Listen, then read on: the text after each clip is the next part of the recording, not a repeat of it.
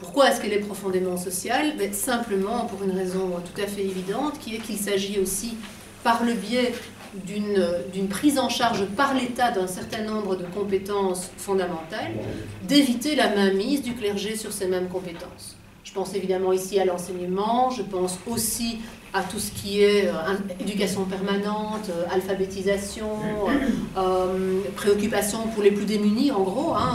On voit bien à quel point partout dans le monde, dès que l'État recule par rapport à ces thématiques-là, les religieux de tout poil ont tout fait de reprendre la main et en fait, de faire de l'évangélisation par le biais de toute une série de dispositions soi-disant sociales.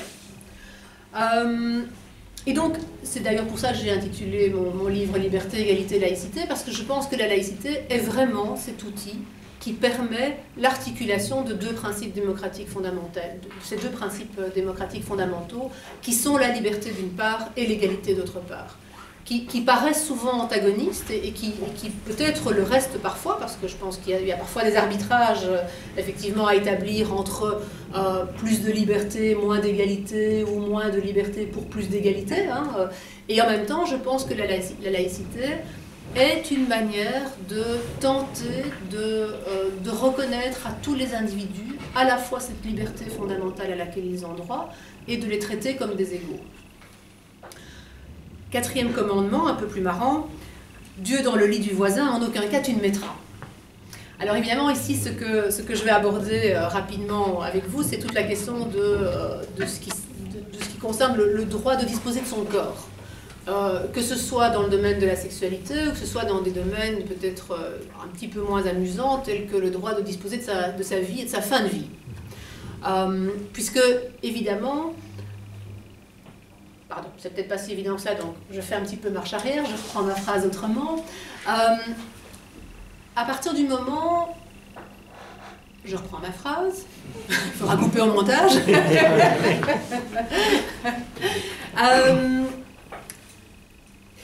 Une des définitions que je donne souvent de la laïcité consiste à dire qu'un État laïque, c'est un État agnostique. Alors j'ai eu une discussion assez rude il y a quelques temps là-dessus avec quelqu'un qui était en farouche désaccord avec moi, et pourtant je maintiens. Alors ce que je veux dire par là, c'est que pour moi, un État agnostique est un État qui ne se prononce pas sur la question de l'existence de Dieu. Et dès lors qu'il ne se prononce pas, qu'il ne sait pas, qu'il se déclare en quelque sorte incompétent, ça ne fait pas partie de sa sphère de compétence. Il ne sait pas ce qu'il en est, et donc il choisit de ne pas tenir compte d'une vision des choses religieuses du monde pour établir ses lois. Donc il établit ses lois sur base de ce qui est vérifiable, observable, ce qui est connu, ce qui est su, et pour le reste, eh bien, il renvoie la question finalement dans la sphère de la liberté individuelle, de la liberté de conscience. Un excellent exemple de ça me semble être la dépénalisation de l'avortement.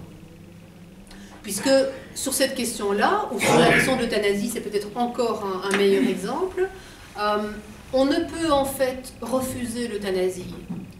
Alors je ne parle pas évidemment ici pour soi-même, je parle de refuser en général pour l'ensemble de ses concitoyens, qu'en faisant appel à des notions telles qu'un projet de Dieu.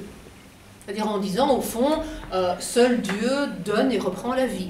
Donc je n'ai pas le droit, moi, de décider que ma vie a assez duré. C'est Dieu qui peut me la reprendre et lui seul. Mais donc si on évacue cet argument-là, non pas en disant cet argument est débile, c'est pas ça, mais en disant, moi en tant qu'État, je ne peux pas entendre cet argument parce que je ne peux pas l'imposer à tous mes concitoyens, mais qu'est-ce qui reste? Ben, il ne reste rien. En fait, il ne reste aucune raison d'interdire à un individu de choisir, de demander à bénéficier d'une euthanasie, de se suicider, ou de la même manière d'interrompre une grossesse à un stade précoce, ou évidemment d'avoir une vie amoureuse qui soit un peu en dehors de la norme, de ce qui se fait le plus souvent, c'est-à-dire en clair qui soit par exemple homosexuel, ou qui décide de ne pas avoir d'enfant par exemple. Tout ça, ce sont des choses qui sont en quelque sorte, on pourrait appeler des ruptures par rapport au projet de Dieu. Oui, mais si on ne croit pas à un projet de Dieu, ben, il n'y a pas de rupture. Donc tout ça, dans un État laïque, devrait, me semble-t-il, être autorisé, ce qui est la seule manière de mettre à égalité les croyants et les non-croyants, puisque chacun reste libre de disposer pour lui-même de ses facilités, de ses possibilités qui lui sont accordées par la loi. Par un État qui n'est donc pas un État athée, qui est un État simplement agnostique. 5e commandement, de salir la réputation de Dieu, point ne te souciera. Alors évidemment, là je vais aborder quelques minutes la question du blasphème, puisque c'est une question qui a fait pas mal couler non seulement de l'encre, mais de sang ces dernières années. Et peut-être qu'il faudrait commencer par rappeler ce que c'est le blasphème. Alors c'est intéressant parce que dans les recherches que j'ai eu l'occasion de mener, je suis tombée sur une définition que je trouvais amusante, qui consistait à dire que blasphémer, c'est dire du mal de Dieu. Alors c'est très très intéressant parce que ça renvoie tout de suite à la question de savoir, mais au fond, qu'est-ce qui est le discours exact sur Dieu et qu'est-ce qui est des choses à ne pas dire sur lui? C'est-à-dire au fond, quelle est la réputation de Dieu? Et au fil du temps, au fil de l'histoire, ce qu'on constate, c'est que la réputation de Dieu, le moins qu'on puisse dire, c'est qu'elle a vachement varié. Puisqu'on est passé d'un Dieu vengeur qui était jaloux, qui était toujours prêt à vous punir, il vous attendait à la sortie, il était toujours prêt à vous trucider pour le moindre truc que vous auriez commis, et dont vous deviez passer votre vie finalement à montrer patte blanche, à montrer que vous étiez plein de bonne volonté, etc., etc. Donc on n'avait vraiment pas affaire à un Dieu dégoulinant de compassion, hein, loin de là. Et aujourd'hui, l'image de Dieu, c'est plutôt au contraire celle que je viens de brièvement esquisser, c'est-à-dire un Dieu qui ne demande qu'à nous pardonner, il est toute charité, tout amour, il déborde de cette envie de nous aider, donc il suffit juste qu'on fasse un pas vers lui et lui nous tendra la main parce qu'au fond, il nous aime. Alors, c'est intéressant parce que ça veut dire qu'au fond, si j'énonce aujourd'hui ce qui était une vérité concernant Dieu au Moyen-Âge, je blasphème. Si je dis que Dieu est jaloux, Dieu est violent, Dieu est vengeur, je dis en fait quelque chose qui était la stricte réalité, dans la tête évidemment des gens croyants il y a quelques siècles, et qui aujourd'hui est devenu extrêmement calomniateur, parce que Dieu, non pas du tout, il n'est pas tout ça, il est bon, miséricordieux, etc. Donc c'est très intéressant. Alors vous allez me dire, bon, là elle joue sur les mots quand même, parce qu'il y a quand même des choses qu'on n'a pas le droit de dire de Dieu, et tout le monde doit être d'accord pour dire par exemple que quelque chose, un énoncé du genre « Dieu n'existe pas », là quand même tous les croyants sont d'accord, et je vous dis, ça n'a pas varié au fil des siècles ça. Oui, sauf qu'évidemment un État qui dirait qu'on n'a pas le droit de dire que Dieu n'existe pas serait un État qui cesserait d'être impartial. Ce serait un État qui cesserait d'être agnostique pour dire qu'il faut protéger les croyances, et donc on ne peut pas offenser les croyants en tenant publiquement un propos qui serait douloureux à entendre pour eux. Ce qui est quand même, me semble-t-il, un petit peu interpellant. Hein. L'État ferait une espèce de liste des propos qu'on peut tenir à propos de Dieu, de ceux qu'on ne peut pas tenir à propos de Dieu. Sans compter évidemment toute la confusion, et on aura peut-être l'occasion d'y revenir dans le débat, qu'il peut y avoir entre dire du mal de Dieu et dire du mal de ceux qui croient en Dieu. Parce qu'évidemment, aujourd'hui, je pense que quand on parle de blasphème, quand on parle de cette malheureuse et scandaleuse affaire Charlie Hebdo, ce qui est en jeu, c'est pas tellement le fait qu'on ait pu dire du mal de Dieu, c'est plutôt que certains ont pu avoir l'impression qu'au travers d'un discours extrêmement critique vis-à-vis d'une religion, c'était eux-mêmes, en tant que croyants, qui étaient offensés. Alors, je ne vais pas entrer dans un exposé trop long là-dessus ce soir, parce que je crois qu'à soi seul, ça vaudrait une conférence entière. Mais je pense que c'est important de développer une éducation à la controverse constructive et, en ce compris, au droit d'énoncer des idées qui peuvent déranger, qui peuvent choquer, en étant capable de répondre autrement que par la violence, tout simplement. Je crois que pour moi, c'est la grande question, et en tant qu'enseignante, ça m'a toujours beaucoup frappée et consternée.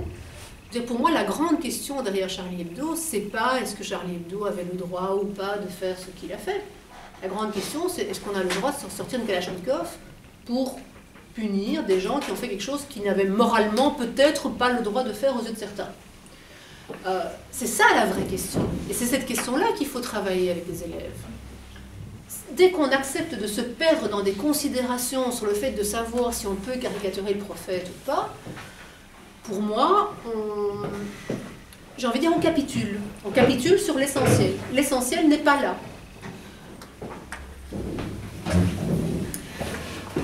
Sixième commandement, la communauté des humains au-dessus de toute sous-communauté tu placeras.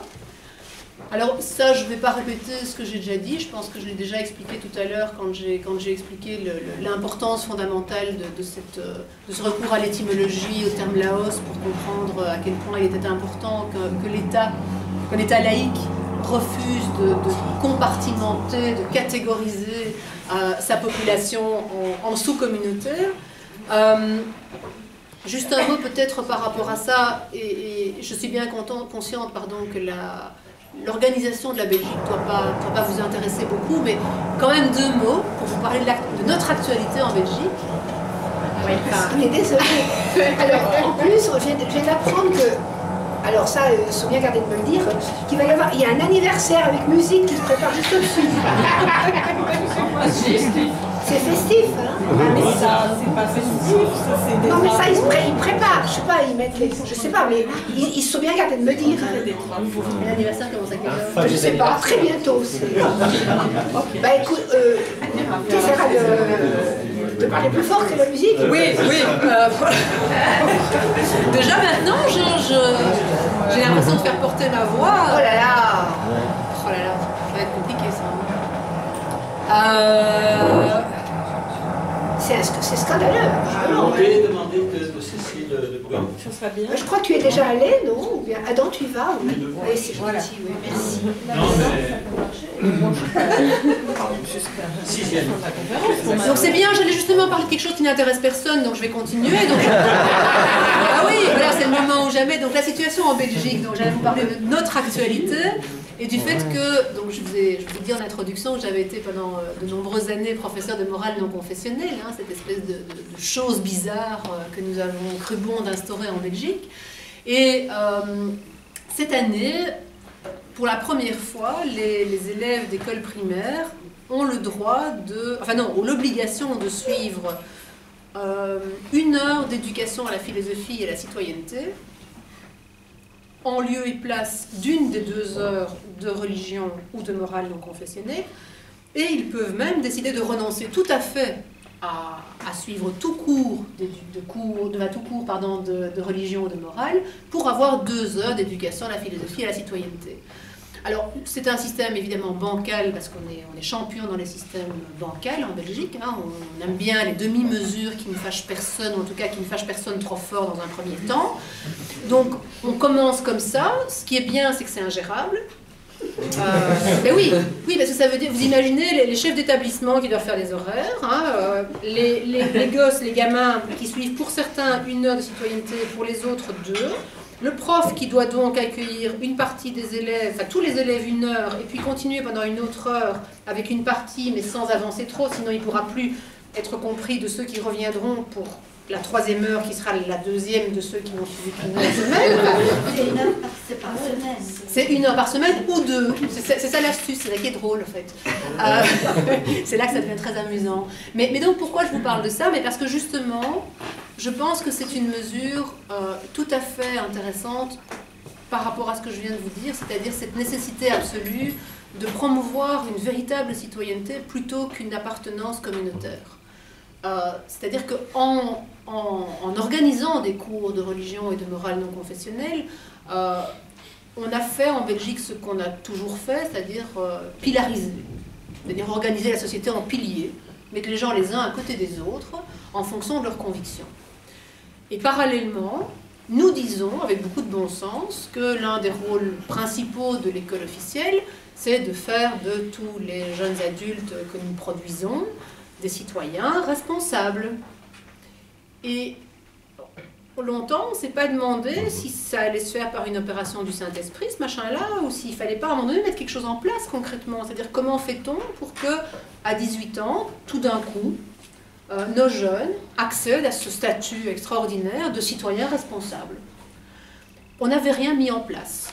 Alors évidemment, certains profs d'histoire se fâchent tout rouge quand on dit ça, en disant « Enfin, on a toujours fait de la citoyenneté. » Oui, c'est vrai, d'accord. Enfin bon, en 6e année, donc tout à la fin du cursus, on parlait un petit peu des institutions politiques belges, etc.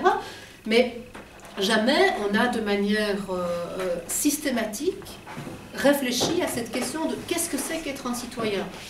Et ce que c'est qu'être un citoyen, pour moi, c'est tout simple, c'est justement être capable de faire prévaloir à certains moments de son existence, dans certaines circonstances, l'intérêt général sur l'intérêt de son clan, de sa communauté, de son groupe d'appartenance, de sa famille ou de sa petite personne. Mais ça se construit ce machin-là, c'est pas facile. Ça implique, me semble-t-il, un enseignement tout à fait spécifique. C'est bien, il fait silencieux tout d'un coup. Un silence religieux. 7e commandement, si culte tu as de ta poche, tu le financeras. Ben oui. Alors là, évidemment, l'argent, c'est le nerf de la guerre. Et je pense qu'en Suisse, si j'ai bien compris, les choses se gèrent différemment en fonction des cantons. Ce qui me paraît en tout cas tout à fait évident, c'est que si on part du principe que la laïcité, c'est la séparation du politique et du religieux, il n'y a absolument aucune raison pour que le politique finance le religieux. Puisque financer le religieux, ça implique d'abord de définir ce qu'est un culte. Et donc de définir des critères permettant d'accéder à un financement public. Alors ça n'a l'air de rien, mais c'est déjà extraordinairement compliqué ce bazar-là. Alors, en Belgique, de nouveau, on a résolu le problème sans le résoudre, puisqu'en Belgique, nous finançons... Alors, je réfléchis toujours parce que ça change pas tout le temps, je suis un peu de mauvaise foi quand on dit ça, mais ça change quand même. Je crois qu'on est aujourd'hui à 9 communautés convictionnelles qui sont financées. Donc, on avait, dès le départ de la création de la Belgique en 1830, le catholicisme, le protestantisme et le judaïsme. Après, se sont ajoutés au fil du temps l'anglicanisme, le culte orthodoxe, la religion islamique. Et alors, spécificité belge, accrochez-vous, la laïcité organisée. Oui, vous avez bien entendu. Donc la laïcité organisée en Belgique est financée sur le budget des cultes. C'est bien. Ça se discute. J'ai l'impression d'avoir oublié quelqu'un parce que je ne suis toujours qu'à 7. Et alors il me reste les bouddhistes. Pardon. Les protestants, j'ai dit. Les bouddhistes. Mais les bouddhistes, justement, c'est ceux-là, si je puis dire. Enfin, pardon? Aussi. Non, les hindous, non, les hindous, non, les bouddhistes sont les derniers. Non, mais peut-être qu'on est qu'à 8. Les sikhs? Non, les sikhs sont pas... Non, les Bahreïs non plus. Non, je pense que c'est simplement moi qui ai exagéré. Je suis pessimiste, donc j'ai... Voilà. Non, 8.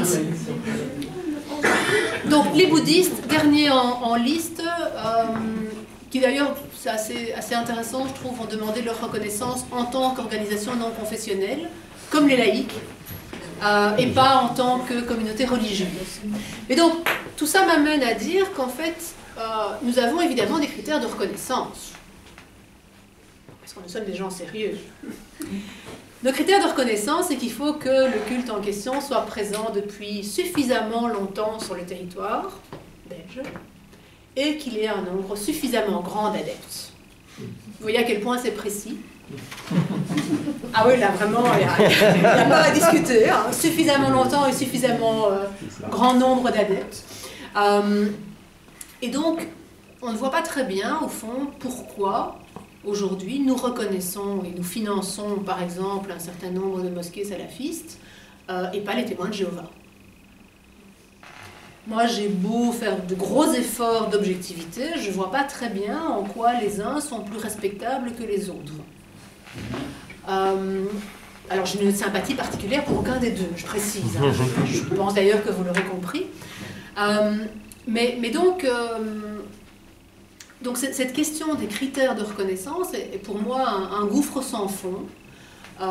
Et il me semble beaucoup plus logique de la part d'un État réellement neutre et impartial de dire que ça ne le concerne pas, plutôt que de commencer à distribuer des gommettes en quelque sorte, hein, de dire toi t'es un gentil bon culte, on t'aime bien, on te finance, toi t'es une mauvaise secte, nous on se méfie, on te finance pas. Alors l'argument évidemment qui est souvent évoqué, on entend encore comme ça au fond, de la classe j'allais dire, des formations professionnelles. Donc l'argument souvent évoqué par les défenseurs du financement public des cultes, c'est de dire mais comme ça au moins on a un contrôle. Ce qui, moi, ne cesse de m'épastrouiller, parce que quand même en filigrane se trouve l'idée que donc ça veut dire que si l'État ne finançait pas, il ne pourrait plus contrôler. Ce qui, en fait, ferait des cultes non pas quelque chose de distinct de l'État, mais quelque chose d'au-dessus de l'État. Bah oui, si à partir du moment où on est un culte, on a le droit de dire et de faire absolument n'importe quoi, sans pouvoir être contrôlé par l'État, sous prétexte que l'État ne donne pas de sous, donc il n'a rien à dire, c'est quand même monstrueux. Enfin, par rapport aux autres associations, il y a plein d'associations en Belgique, je suppose en Suisse aussi, qui ne sont absolument pas financées par les fonds publics, et qui pourtant, évidemment, ne peuvent pas appeler à la haine, par exemple, ne peuvent pas tenir des propos contraires à la démocratie et aux droits de l'homme, etc. Donc c'est un argument quand même assez intéressant, sans même évidemment parler du fait que dans les faits, le contrôle ne s'exerce pas de manière extrêmement convaincante, me semble-t-il. 8e commandement, d'enseigner des croyances, l'école, point ne se mêlera. De nouveau, je reviens évidemment à ce que je disais concernant l'organisation d'un enseignement de type religieux en Belgique. Et je ne sais pas du tout comment ça se passe ici, mais il me semble évident que l'école doit avoir pour unique mission de transmettre des compétences et des savoirs, des connaissances. Et que donc, admettre au sein de l'école un enseignement qui est un enseignement de type catéchistique, parce que c'est quand même ça, sa vocation première, même si certains profs font des trucs très intéressants, dans le cadre de leur cours, c'est pas ça le but, enfin c'est pas ça le propos, mais dans l'origine même de ces cours, il y a l'idée qu'un élève doit se voir, j'allais dire infligé, vous voyez, doit se voir proposer par l'école officielle un enseignement religieux conforme à ses convictions. C'est-à-dire qu'au fond, il va avoir un prof de religion catholique qui va lui apprendre ce que c'est qu'être un bon petit catholique. C'est ça notre structure, qui implique d'ailleurs que le prof croit à ce qu'il dit. Si. Alors, le problème, c'est qu'évidemment, on ne peut pas le vérifier. Enfin, c'est même pas un problème, c'est heureux. Mais je vous assure avoir côtoyé des professeurs de religion catholique qui étaient protestants et des professeurs de religion protestante qui étaient athées. Et évidemment, on ne peut pas les radier, enfin ce serait absolument monstrueux de dire mais vous ne croyez pas à ce que vous enseignez, parce qu'on violerait la liberté de conscience de l'enseignant. Et en même temps, ces cours ne se justifient sous leur forme actuelle que si chacun est dans son rôle. C'est-à-dire que si chacun croit vraiment à ce qu'il enseigne. Parce que s'il s'agit de donner un cours d'instruction sur les religions, ben à ce moment-là, on n'a pas besoin de diviser les gamins en 6 cours différents. On les rassemble tous et on leur donne un prof dont on se fiche pas mal de savoir quelles sont ses convictions intimes, puisqu'il n'est pas là pour les transmettre, il est là pour, avec un gros effort d'objectivité, enseigner ce que sont les fondamentaux de toute une série de courants religieux d'une part, mais aussi A ou I religieux, enfin A et I religieux me semble-t-il. C'est-à-dire qu'il me semble aussi que le professeur en question devrait aborder l'humanisme, le rationalisme, l'athéisme, le pastafarisme, etc., etc. Dans un souci d'exhaustivité, bien entendu. 9e commandement, de l'État impartial, le digne représentant tu seras. Alors, j'en viens évidemment ici à la question des signes convictionnels, puisque moi, c'est quelque chose qui m'a quand même toujours étonnée. Je vais parler ici des fonctionnaires et pas des élèves. C'est qu'on ait mis tant de temps et tellement bataillé pour retirer les crucifix des bâtiments publics, et puis que d'autres signes, ou parfois les mêmes d'ailleurs, reviennent non pas sur les murs de ces bâtiments, mais sur la tête ou autour du cou des fonctionnaires, et que là, tout d'un coup, on se prenne la tête en se disant mais est-ce qu'on a le droit de leur interdire de les porter? C'est important pour eux, c'est leur conviction, tout de même, est-ce qu'on n'est pas liberticide? Alors, je suis peut-être parfois un peu binaire dans mes raisonnements, mais je me suis dit, mais quelle est la différence? Le problème reste exactement le même. Alors, j'entends bien qu'évidemment, un mur, on ne commet pas de violence envers un mur en lui relevant son crucifix. J'entends quand même, je suis binaire mais pas idiote, tout à fait.